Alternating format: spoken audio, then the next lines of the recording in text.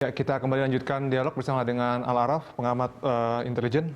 Mas Al-Araf, Anda tadi bilang bahwa ini semuanya sebetulnya terjadi dilakukan oleh kelompok teroris yang benar-benar ada di Indonesia. Artinya belum tentu berafiliasi dengan ISIS meskipun mungkin saja sudah membuat cabang baru ISIS di Indonesia. Bukan belum tentu dua kemungkinan. Pertama, ini adalah kemungkinan mereka grup cabang ISIS yang sudah terorganisasi di Asia Tenggara dan juga di Indonesia, dan kemudian mereka bagian dari cabang ISIS di di Suriah dan Irak. Yang kedua adalah kemungkinan juga adalah mereka ada kelompok-kelompok simpatisan yang ingin meniru pola-pola gaya ISIS untuk melakukan gerakan tersebut. Dalam artian mereka simpatisan ISIS. Untuk membuktikan apakah dinamika gerakan ISIS ini sudah valid dalam organisatoris di Indonesia, tentu akan membutuhkan proses hasil penyelidikan kepolisian. Tetapi memang ada fakta sebagian kelompok masyarakat Indonesia, kelompok grup radikal di Indonesia bergabung dengan kelompok-kelompok ISIS. Nah, persentase sebagian besar, persentasenya sebagaimana disampaikan oleh Kapolda, mungkin jauh lebih bisa dibenarkan validitasnya 99% bahwa ini adalah kelompok ISIS, gitu, sebagai diungkapkan Pak Wakapolri juga Kapolda. Makanya kemudian saya selalu bilang sisa 1% bisa juga ini mungkin kemungkinan simpatisan yang ingin membangun gerakan seperti ISIS. Oke, banyak kemungkinan ya, masih harus diselidiki oleh polisi. Tapi kalau kita bicarakan soal tadi Anda bilang bahwa memang ISIS di Suriah dan Irak juga sudah melebarkan sayap sekarang begitu. Apa alasannya kemudian ke Eropa dan kemudian Asia Tenggara yang dipilih?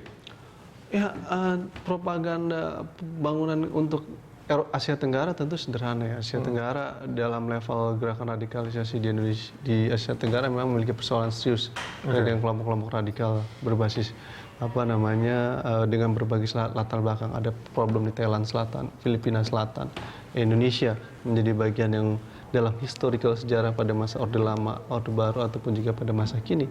Memang gerakan radikal itu, grup-grup itu hidup.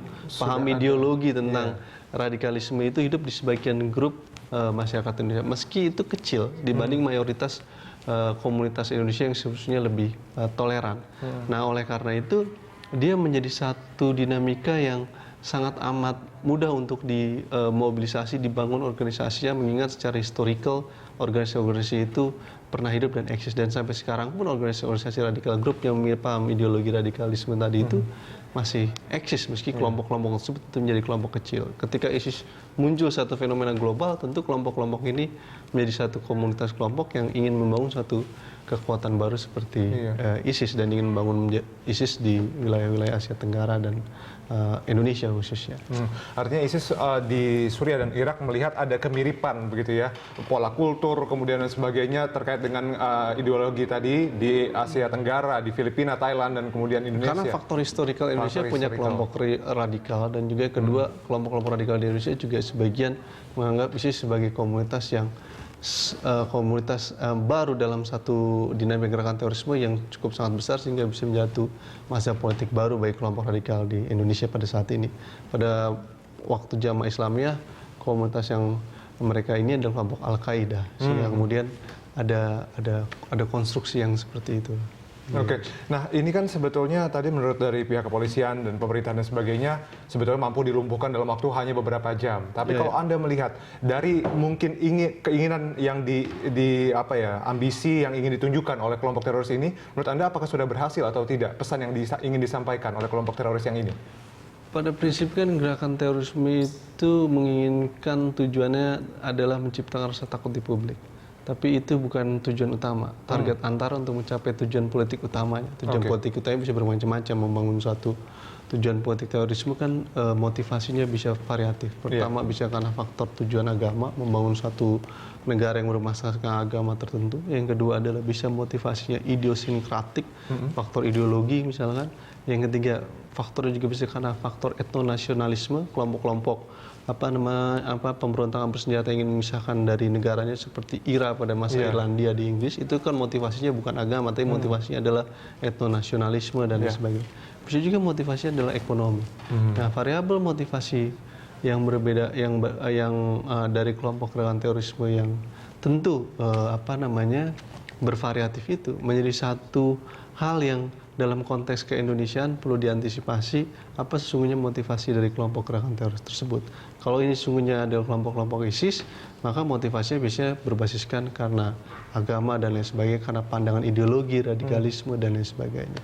Karena ini spekulasinya kan yang sudah tertuju adalah mereka menyasar polisi sebagai simbol negara dan kemudian juga orang-orang asing begitu yang ada di Indonesia begitu. Karena ini kan mirip-mirip ya sebetulnya dengan apa yang terjadi di masalah sebelumnya begitu. Ya mirip kalau dilihat dari target yang menjadi sasaran gitu kan, komunitas-komunitas asing, lalu kemudian institusi kepolisian dan beberapa target yang menjadi bagian dari mereka. Yang saya ingin katakan adalah begini, terorisme sebagai satu fenomena kejahatan transnational crime, dalam upaya mengantisipasinya tentu perlu membutuhkan satu kebijakan yang komprehensif. Dalam realitas hari ini, upaya membangun gerakan terorisme kan dengan menggunakan pola sistem sel dan pola jejaring. Dan pola jejaring dan pola sistem sel ini hanya bisa diantisipasi dengan cara melakukan upaya-upaya pencegahan maksimal. Karena penanggulangan terorisme adalah upaya-upaya penanggulangan yang sebenarnya lebih mengedepankan upaya-upaya preventif, deteksi dini supaya kemudian dia tidak meledak. Gitu. Nah, dalam konteks itu, untuk menghadapi jejaring dan sistem sel yang dilakukan oleh terorisme, maka dibutuhkan jejaring dan sistem sel yang dilakukan oleh intelijen. Oleh karenanya perang terorisme adalah sesungguhnya perang jejaring. Jejaring antara komunitas terorisme dengan jejaring komunitas intelijen. Nah, pertanyaannya adalah kalau peristiwa terorisme terjadi, maka sesungguhnya di mana jejaring intelijen bekerja? Nggak jalan begitu Mas. Artinya nggak jalan. Dalam artian itu, peristiwa di Jakarta menunjukkan bahwa jejaring di intelijen di Indonesia belum cukup maksimal untuk melakukan kerja mengatasi persoalan terorisme. Karena mengatasi persoalan terorisme dengan sistem jejaring harus dilawan dengan sistem jejaring intelijen. Jejaring counter jejaring begitu ya. Deteksi dini yang dilakukan oleh jejaring intelijen adalah seberapa jauh dan seberapa efektif. Meski sebenarnya walaupun di negara-negara yang intelijennya sudah sangat kuat seperti Amerika Serikat, Inggris, Prancis, mereka pun tetap kebobolan untuk menghadapi persoalan terorisme. Sehingga kemudian dalam sisi lain, dalam aspek pengamat keamanan menyebutkan tidak melulu kemudian persoalan ketika terorisme sudah terjadi itu 100% diserahkan kepada kesalahannya kepada intelijen.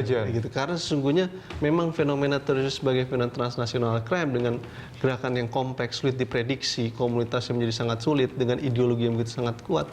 Ini memang komunitas yang sulit untuk diantisipasi. Berbeda dengan perang-perang pada masa dulu. Ini perang yang sifatnya asimetrik, yang sulit kemudian untuk diantisipasi. Tetapi tetap saja intelijen tidak boleh lepas tanggung jawab dari persoalan tersebut ini. Artinya ada kinerja jejaring intelijen yang belum maksimal. Di situ Presiden menjadi penting untuk memanggil Kepala Badan Intelijen Negara apa yang dilakukan strategi untuk mengatasi persoalan jejaring terorisme yang hidup di Indonesia. Seberapa jauh jejaring intelijen di Indonesia bisa mengantisipasi kapasitas, kapabilitasnya dan lain sebagainya. Karena begitu terorisme sudah terjadi, maka sesungguhnya terorisme sudah selesai melakukan kerja dan visinya. Di situ kemudian bisa dikatakan negara gagal untuk melindungi melakukan kerja begitu dalam serangan terorisme. Oleh karenanya upaya perang terorisme adalah upaya perang dalam level pencegahan dengan sistem jejaring intelijen tadi. Dalam level lain, negara bisa melakukan kerja-kerja lain untuk mengatasi persoalan itu dengan membangun bagaimana merubah cara pandang radikalisme atau paham ideologi tadi itu yang melegalisasi terorisme dengan program-program deradikalisasi. Di sistem pendidikan itu harus dibangun mulai dari TK sampai SMA yang namanya terorisme satu tindakan kejahatan yang nggak bisa ditolerir dengan alasan apapun. Terus Kementerian Agama juga harus bekerja dalam level lain dan semua aspek. Plus pada sisi lain negara juga harus membangun satu keadilan secara baik di Republik ini khususnya dalam upaya mewujudkan kesejahteraan masyarakat. Karena faktor-faktor ketidakadilan juga kadang-kala menimbulkan persoalan-persoalan yang menjadi benih-benih kecil dari dinamika. Mas Al-Araf, kita akan bahas lebih detail nanti soal jejaring dan kemudian deradikalisasi.